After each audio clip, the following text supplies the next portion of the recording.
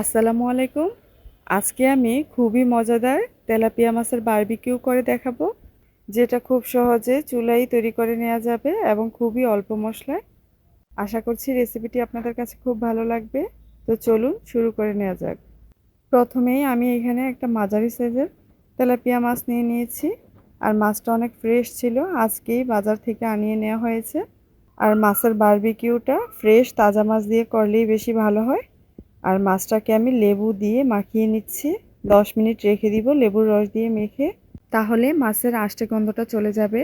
আর মাছটাকে আমি এভাবে কাট করে নিয়েছি যাতে মশলাটা ভালোভাবে ঢুকে। তো মাছটাকে 10 মিনিটের জন্য লেবুর রস দিয়ে মাখিয়ে সাইডে রেখে দিলাম। এখন মশলাটা তৈরি করে নেব। তো প্রথমে আমি এখানে হাফ চামচ আদা বাটা দিয়েছিলাম, এখন দিচ্ছি হাফ চামচ রসুন বাটা, স্বাদ মতো লবণ দিয়ে দিলাম। তারপর দিয়েছি হাফ চামচ জিরা গুঁড়া, এখন দিচ্ছি হাফ চামচ ধনিয়া গুঁড়া, 1 চা চামচ টক দই দিয়ে দিলাম। এখন দিচ্ছি হাফ চামচ সয়া সস।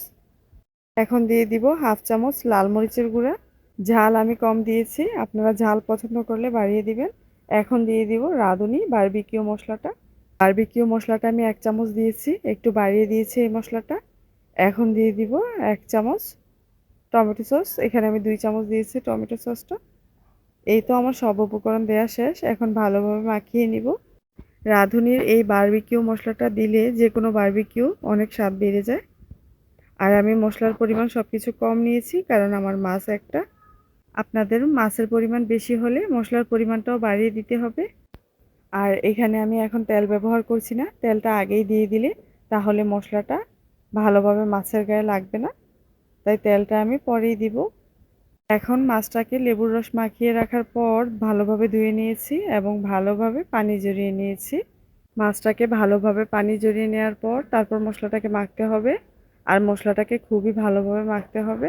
মাছের কাটিং বরাবর আমি মশলাটাকে ভালোভাবে ঢুকিয়ে দিচ্ছি, এই যে দেখতেই পাচ্ছেন। আর মাছের মাথা আর পেটের দিকে হালকা করে মশলা দিতে হবে, বেশি করে মশলা দিয়ে রাখা যাবে না, তাহলে মশলার কাঁচা গন্ধ থেকে যাবে। এই তো মাছটা মশলা মাখানো হয়ে গেছে, এখন আমি আধা ঘন্টার জন্য ফ্রিজে রেখে দিব, নর্মাল ফ্রিজে। আধা ঘন্টা এভাবে নর্মাল ফ্রিজে রেখে দিলে মশলাটা ভালোভাবে মাছের গায়ে ঢুকবে এবং মাছটা খেতেও খুবই ভালো লাগবে। তো মাছটাকে আমি ভাজার 10 মিনিট আগেই নামিয়ে নিয়েছি।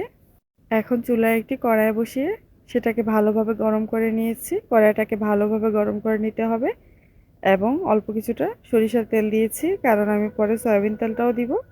আগে সরিষার তেলটা গরম করে নিচ্ছি, সাথে কিছুটা লবণ দিয়ে তেলটাকে সময় নিয়ে ভালোভাবে গরম করে নিচ্ছি। এখন কিছুটা সয়াবিন তেলও দিয়ে দিলাম। তেলটাকে খুব ভালোভাবে গরম করে নেওয়া হয়ে গেছে, এখন আমি মাছটা দিয়ে দিচ্ছি খুবই সাবধানে আস্তে করে।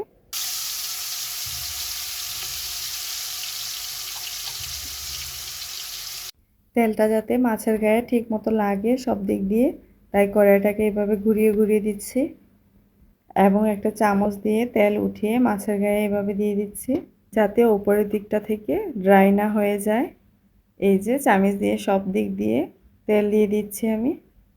এখন 10 মিনিটের জন্য ঢাকনা দিয়ে মাছটাকে ভেজে নিব। আর চুলার আঁচটাকেও আমি কমিয়ে রেখেছি, মিডিয়াম থেকে একটু কম রেখেছি, যাতে মাছটা উপর দিক থেকে বেশি পুড়ে না যায় আর ভিতর দিক থেকেও কাঁচা থাকবে না, সুন্দর মতো সিদ্ধ হয়ে যাবে। এভাবে মাছের একটা পিঠ আমি 10 থেকে 15 মিনিট ভেজে নিয়েছি। আর আমার মাছটা কড়াইতে একটু লেগে গিয়েছিল, তাই গরম থাকা অবস্থায় এটা উল্টাতে একটু সমস্যা হচ্ছিল, তাই আমি চুলাটা অফ করে ঠান্ডা করে নিয়ে তারপর উল্টে দিয়েছি। এখন খুব সুন্দর মতো উল্টে গেছে। এই যে মাছটা ওই পিঠটা খুব সুন্দর মতো রান্না হয়েছে। আর উপর দিক থেকে মশলাটা এরকম একটু কালো কালো দেখাবে, তাতে কোনো সমস্যা নেই, তবে মাছটা খুব সুন্দরভাবে রান্না হয়েছে। এবং অপর পিঠটাও একইভাবে আমি রান্না করে নিব, ওই পিঠটা হতে তত একটা সময় লাগবে না।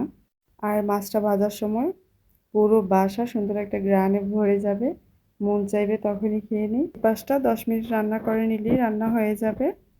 আমার এটাও হয়ে গেছে। আর এই বারবিকিউ মাছটা পোলাওর সাথে খেতে বেশি ভালো লাগে, তাই আমি পোলাও রান্না করে নিয়েছি।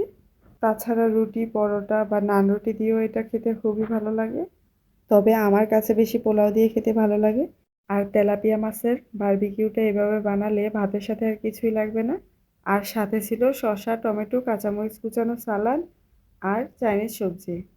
আর মাছের এই বারবিকিউটা অনেক মজা হয়েছিল। আর আপনারাও বাসায় এভাবে বানাবেন। আশা করছি আপনাদের খুব ভালো লাগবে। আর ভিডিওটি যদি ভালো লেগে থাকে তাহলে ভিডিওটিকে শেয়ার করে দিন। আজকে এ পর্যন্তই। আসসালামু আলাইকুম।